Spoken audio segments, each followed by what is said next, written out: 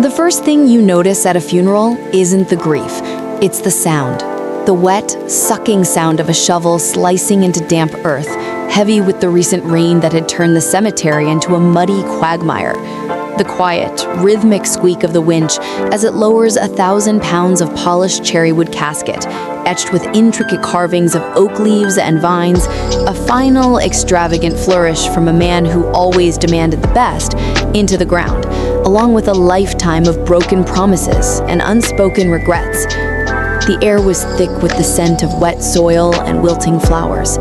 Lilies, mostly, their cloying sweetness clashing with the sharp tang of freshly turned dirt. I stood there, my back ramrod straight, not a single tear blurring my vision. My black dress, simple and severe, hung on my frame like a uniform from a long-forgotten battle. Beside me, my son David trembled, his broad shoulders heaving with sobs that seemed to originate from some deep, primal well inside him. It was as if those cries were trying to drag him down into the earth with his father. He gripped my arm tightly, his fingers digging into the fabric of my sleeve, but it wasn't for my comfort. No, it was for his own. He needed an anchor in this storm of loss, something solid to hold on to as the world shifted beneath his feet. And for 45 years, that had been my role: anchor, ghost, wife. In that exact order, a hierarchy I'd accepted without question until now. I wasn't grieving Frank. How could I grieve a man who had died 20 years before his heart finally gave out?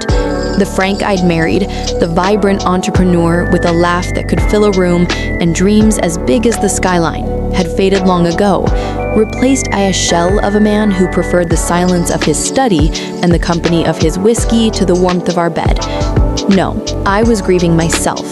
I was grieving the detective I'd once been, the woman who could read a killer's soul in the subtle twitch of an eye, who had traded the adrenaline rush of interrogation rooms for the sterile perfection of a silent, pristine kitchen in Willow Creek, New Jersey, a town of manicured lawns, white picket fences, and secrets buried deeper than any grave.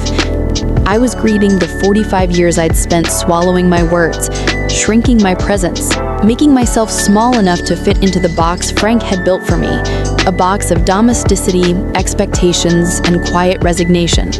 And now, here he was, getting his own box, lowered into the ground with mechanical precision. It felt less like a tragedy and more like a long overdue trade, a cosmic balancing of the scales.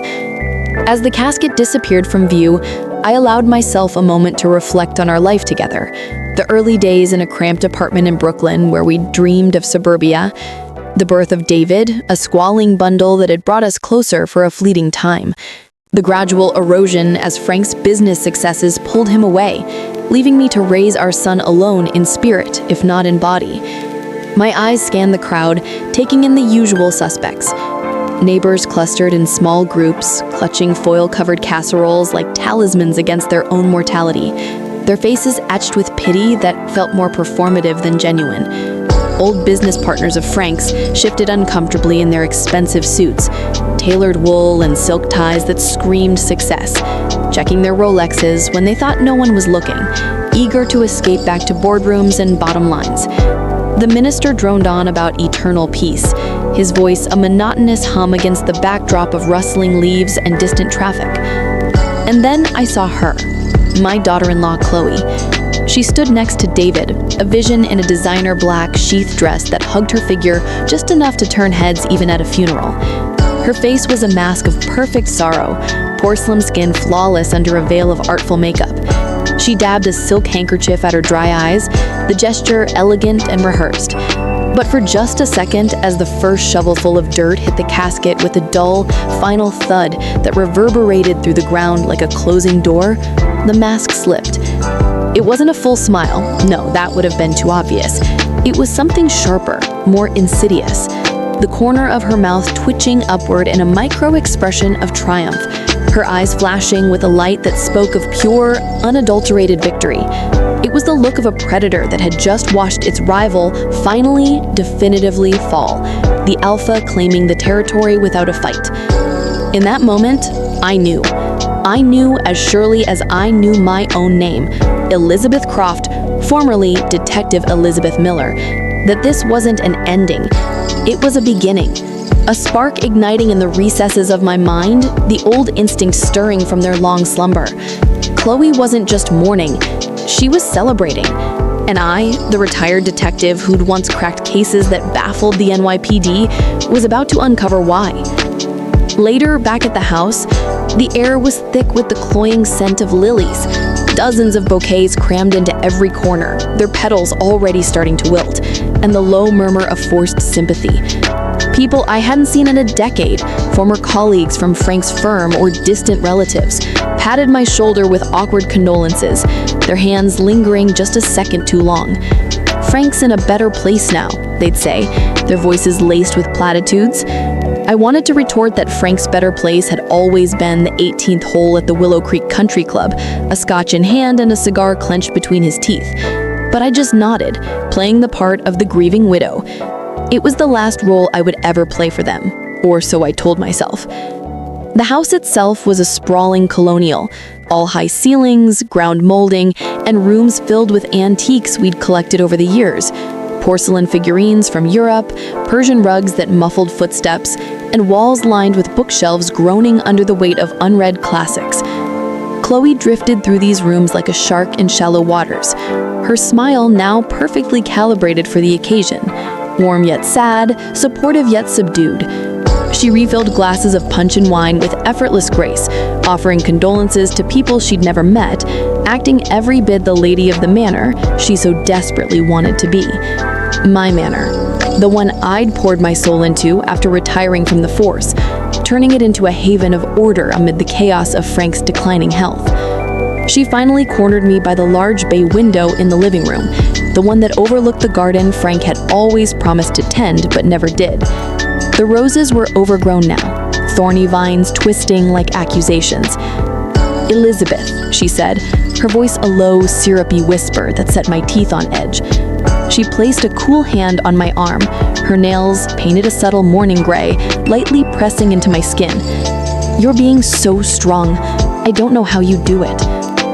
I didn't answer. I just watched her, my gaze steady, drawing on years of interrogation experience. Chloe was in her mid-30s, with the kind of beauty that came from good genes and better surgeons. High cheekbones, full lips, and hair the color of polished mahogany, cascading in waves that screamed effortless, but probably took hours. She carried herself with the confidence of someone who had always gotten what she wanted, whether through charm or cunning. "I know this is a terrible time," she continued, her thumb stroking my arm, in a gesture meant to be comforting, but feeling more like she was appraising the quality of the fabric, or perhaps the frailty of the woman beneath it. "We're worried about you."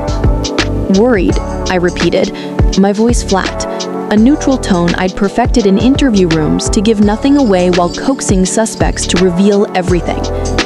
"All alone in this big house," she said, her eyes sweeping across the high ceilings, the grand oak staircase that spiraled up to the second floor, and the crystal chandelier that caught the afternoon light and scattered it like diamonds. She wasn't seeing a home filled with memories, the spot where David had taken his first steps, the kitchen table where we'd shared countless meals. No, she was seeing square footage, market value, dollar signs. "The upkeep, the stairs, it's just too much for one person.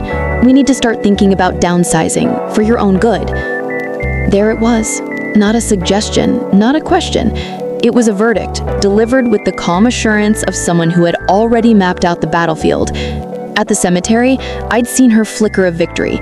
Now she was pressing her advantage, moving her pieces across the board while the king, Frank, was still warm in his grave. She thought I was a pawn, a frail old woman to be managed, maneuvered, and eventually removed from the game. I pulled my arm away from her grasp, the motion deliberate but not abrupt. I looked from her perfectly manicured hand to her perfectly painted face, noting the subtle dilation of her pupils, a telltale sign of excitement masked as concern. The war wasn't coming. The first shot had just been fired and it had been aimed directly at me. My retirement, I realized with a sudden cold clarity that sent a shiver down my spine, was officially over. That was a year ago, A year of quiet skirmishes, of veiled threats disguised as caring gestures, of feigned concern that masked a calculated campaign to dismantle my life. I expected her to come at me with lawyers, their briefcases stuffed with documents on thick, intimidating paper, or real estate agents from high-end firms like Sotheby's, armed with glossy brochures of cozy condos that were really just holding pens for the elderly. I was a detective, trained to look for the obvious weapons: the gun, the knife, the legal contract. But I was a fool.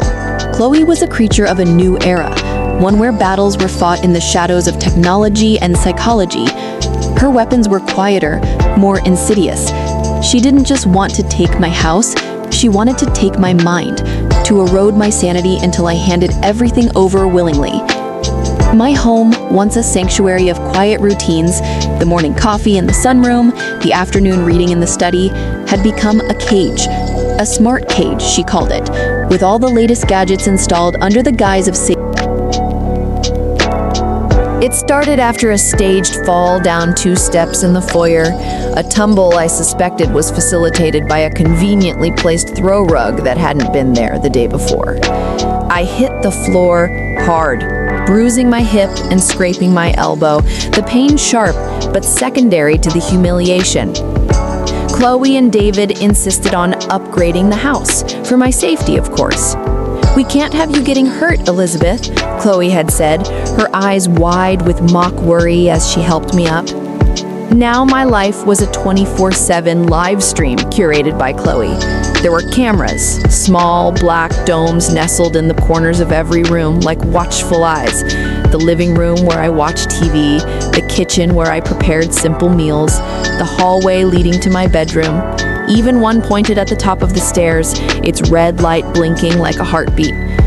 Motion sensors triggered lights that flickered on with eerie anticipation, making the house feel alive, breathing around me, predicting my every move before I made it. The thermostat was controlled by an app on Chloe's phone. She could dial the temperature up or down from miles away, turning my home into a climate-controlled prison. The locks on the doors could be engaged or disengaged from her iPad in the next town over. She called it a smart home. I called it a prison. She was the warden, and my son David was her most loyal guard, blinded by love and manipulated into complicity. He didn't see the bars. He saw her concern, her devotion. Chloe sent him a constant stream of proof, carefully edited clips stripped of context that painted a portrait of a woman unraveling at the seams. Last Tuesday, for instance, I was trying to open a new jar of olives in the kitchen. The lid was sealed tight, stubbornly resistant, and my arthritis flared in my knuckles like fire, forcing me to set it down on the granite counter to regroup and get a better grip. It was a minor frustration, the kind anyone might have. But an hour later, my phone rang. It was David. "Mom, are you okay?" His voice was tight with that strained patience he'd developed over the past year, a tone that made me feel like a child being scolded. "I'm fine, David. Why?" "Chloe sent me a video. You were having trouble with a jar? You look so frail." I wanted to scream. I wanted to tell him that his father, the great Frank Miller, couldn't open a jar of pickles to save his life, that he'd once smashed one on the counter in frustration, sending shards everywhere. That strength had nothing to do with grip. It was about resilience, about surviving. But I bit my tongue and just said, "I'm fine, David. It was a new jar." "Okay, Mom, okay. Just be careful." Then there was the stove incident. I'd made myself a cup of tea, the ritual a small anchor in my day, boiling water, steeping the bag, adding a splash of milk. I turned the gas burner off. I know I did. I had a routine, a mental checklist ingrained from decades on the force. Keys, wallet, stove off. It was second nature, as automatic as breathing. An hour later, my phone buzzed with an alert from the smart smoke detector, a shrill beep that pierced the quiet. Chloe was calling a second after, her voice frantic. "Elizabeth, oh my God, are you okay? The stove, you left the burner on again." She was in the house in 10 minutes, her face a mask of frantic worry, her hair slightly disheveled for effect. David was on FaceTime on her phone, his face pixelated but concerned.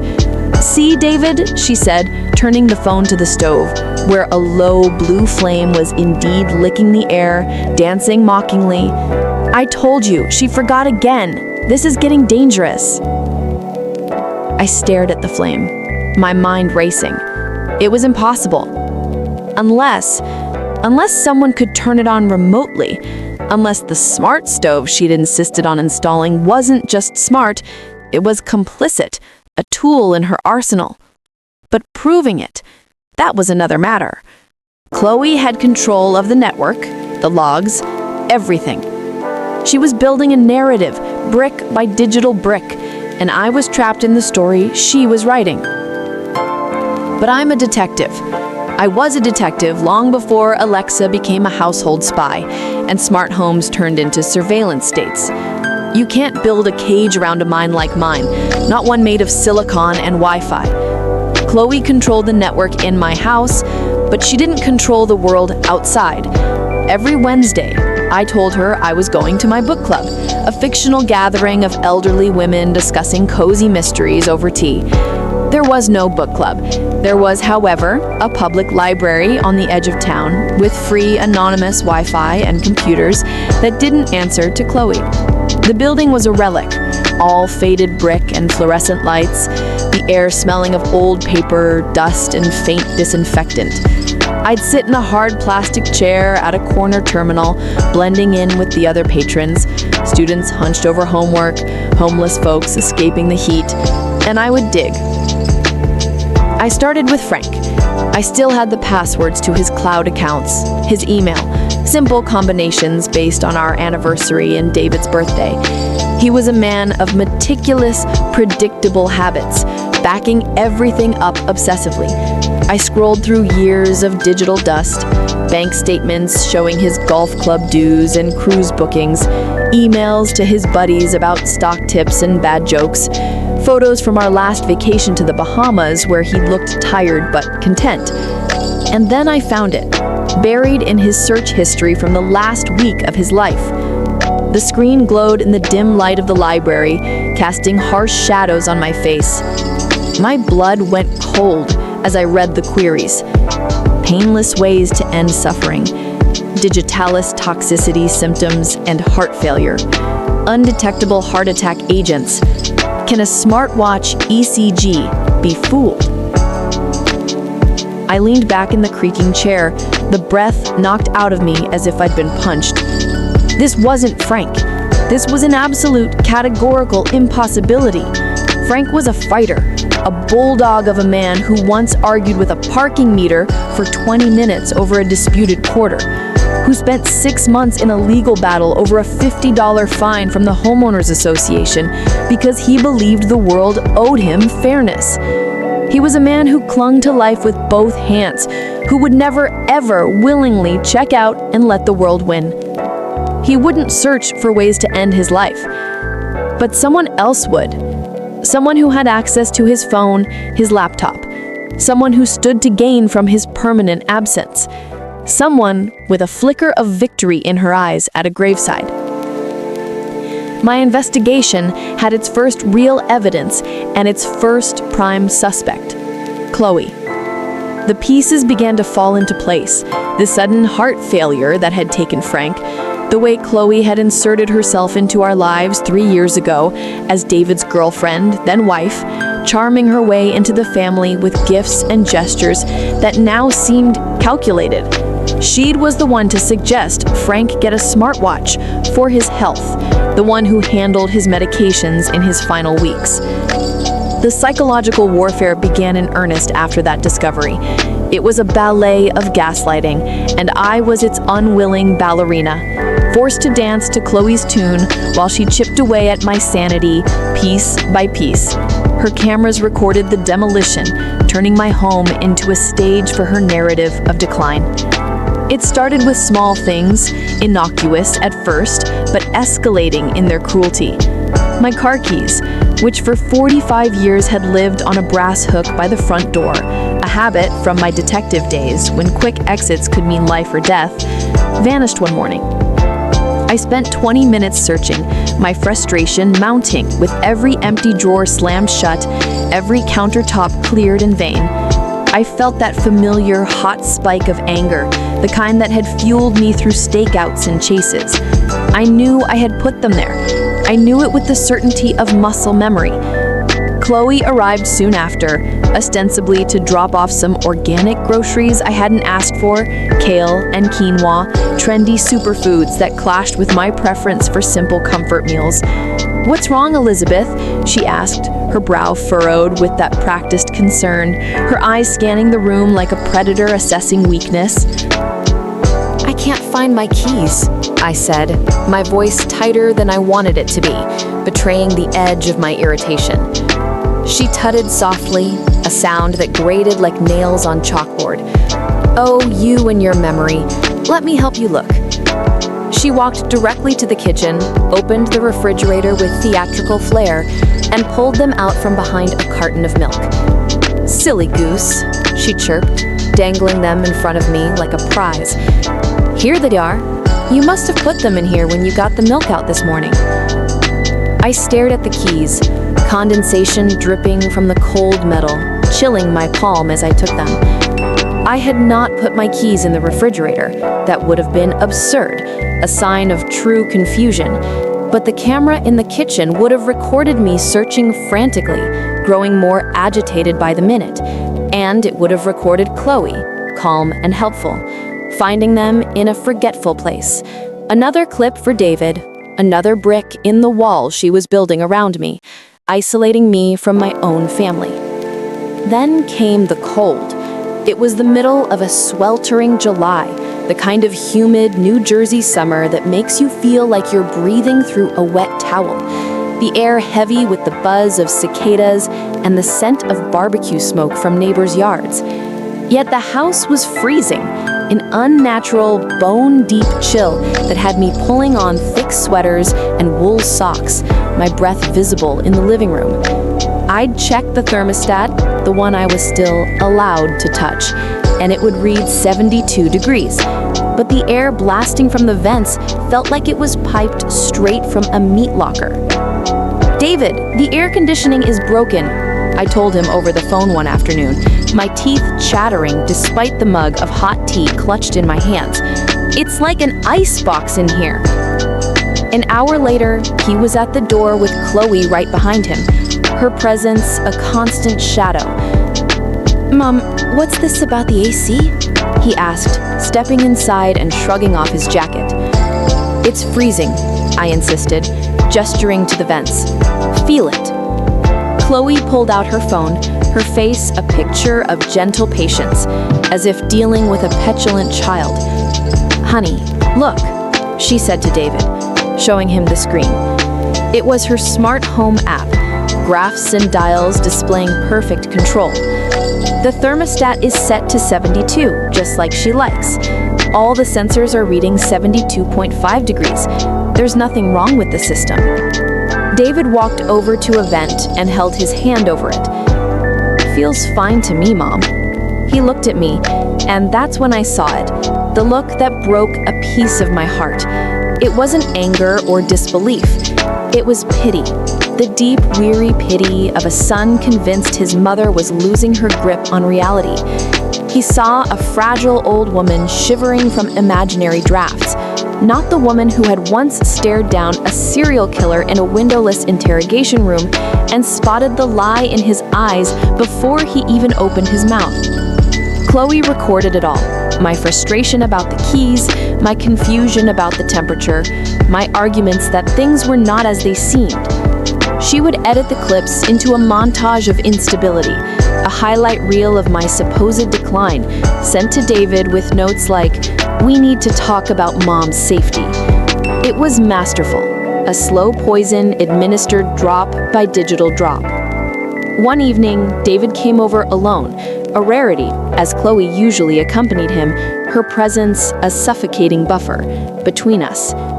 He sat across from me at the kitchen table, the same scarred oak surface where he'd done his homework as a boy. where I'd bandaged his scraped knees after bike accidents, where we'd shared laughter over pizza on Friday nights. He looked older than his 42 years, lines etched around his eyes from stress, his hair prematurely graying. He slid his phone across the table. "Mom, I want you to watch this." He pressed play. It was me, a clip from the day before. After Chloe had found my reading glasses in the pantry, another planted item, the video showed me pacing in the living room alone, muttering to myself. "I'm not crazy," my voice on the recording said, tight with desperate rage. My face was twisted in a mask of helpless fury, the picture of paranoia. David looked at me, his eyes pleading, filled with a mix of love and desperation. "Mom, Chloe is just trying to help. We're all worried. She found someone, a doctor, a specialist. He's a friend of her family's, very well respected. Dr. Marcus Thorne. We think you should talk to him before you hurt yourself." Dr. Marcus Thorne. The name hung in the air between us like a guillotine blade. It wasn't a suggestion. It was the next step in their plan. First, build the prison, then document the prisoner's insanity. Now, bring in the executioner to declare me incompetent. They weren't just building a case against my sanity. They were preparing to strip me of everything, to win the war. And my own son, my flesh and blood, was handing them the weapon. He looked at me with love, yes, but it was the love one has for a broken thing, a cherished antique that's become too fragile to keep. He saw a patient, not a parent. But the detective in me saw everything, and she knew, with a certainty that chilled her more than any phantom draft, that this was no longer just about a suspicious death. I was fighting for my life. The war couldn't be fought in the open. In my own home, I was a prisoner in a digital panopticon, every sigh recorded, every frustration cataloged as evidence of decline. Chloe wanted a frail, confused old woman. She would get one. But in the shadows, the detective I used to be was waking up, stretching muscles atrophied from years of quiet domesticity. The first step was breaking my digital chains. I used the weekly grocery delivery as cover, while the young man from the store unloaded bags in the kitchen. Under Chloe's watchful eye via the living room camera, I made my move. I told him I'd forgotten to add cat food for my neighbor's pet and asked him if he could pick some up. I pressed a $50 bill into his hand, far more than needed. "And with the change," I said, my voice deliberately shaky, playing the part of the forgetful elder, "could you be a dear and get me one of those simple prepaid phones from the electronics aisle? The cheapest one. My landline has been acting up." He looked at me with pity, the kind I'd learned to weaponize. He saw a lonely old woman desperate for kindness, not the glint of calculation in my eye. He nodded, smiled, and promised he'd return. An hour later, I had it. A cheap plastic burner phone, the kind drug dealers and spies use in movies. A tool for the clandestine. It felt both foreign and familiar in my palm, my escape route. Activating it without detection was the next challenge. The smart house tracked every device on its network. Connecting here would alert Chloe like a flare in the night. I needed to get out. My chance came 2 days later, during my supervised walk. Chloe had insisted David drive me to Willow Creek Park, a sprawling green space with winding paths and a duck pond. "Some fresh air'll do you good, Mom," he said, his voice laced with condescending gentleness. He sat on a bench, scrolling his phone while I walked the paved loop. To him, I was a toddler in a padded room. He wasn't watching my hands, just ensuring I didn't wander. As I rounded a bend out of his sight for precious minutes, I sat on a memorial bench dedicated to a fallen veteran. With stiff fingers, I fumbled the SIM card into the phone. 40 years ago, I could field strip a service weapon in the dark. Now, arthritis made it a battle. I took a deep breath, steadied, and slid it home. The phone buzzed to life. I didn't enable data yet. I walked the loop, performing docility for my son. At home, I hid the phone in a hollowed-out copy of War and Peace on my bookshelf, a spot no one would disturb.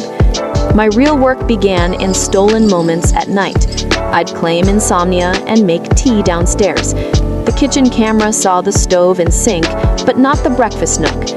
I'd sit in the dark, phone shielded, connecting to a neighbor's unsecured Wi-Fi. A weak signal, but enough. I needed a ghost identity. I couldn't be Elizabeth, the retired detective.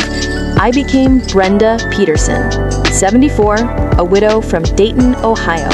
Her husband Stan died of a heart attack 2 years ago. Her children lived far away. She was lonely. Her companion was a ginger cat named Marmalade. I used a stock photo of a pleasant woman for her profile, wrote a bio of silver linings and cherished memories. Brenda was born from grief, loneliness, and kilobytes. First, Facebook. I joined groups, Widows Over 60 Support Circle, Seniors Navigating the Golden Years, Grief and Loss for the Newly Alone.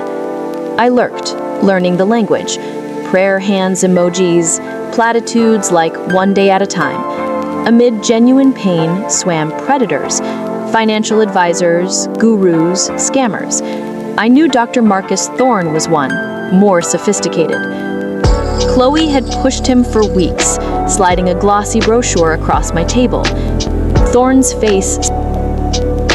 Registry concerned. Sole proprietor, Chloe Saunders. The phone slipped. I stared. This wasn't greed. It was murder for profit. Thorne scouted wealthy seniors, diagnosed, medicated, guided wills to Chloe's shells, then killed, disguised as natural causes. Frank was a transaction. The knowledge tortured me. Chloe's smile was a skull's grin, her touch a spider's. Worst, using Mia, my 10-year-old granddaughter, as a weapon. Grammy is sick, Chloe told her. Tell Mommy if she seems fuzzy.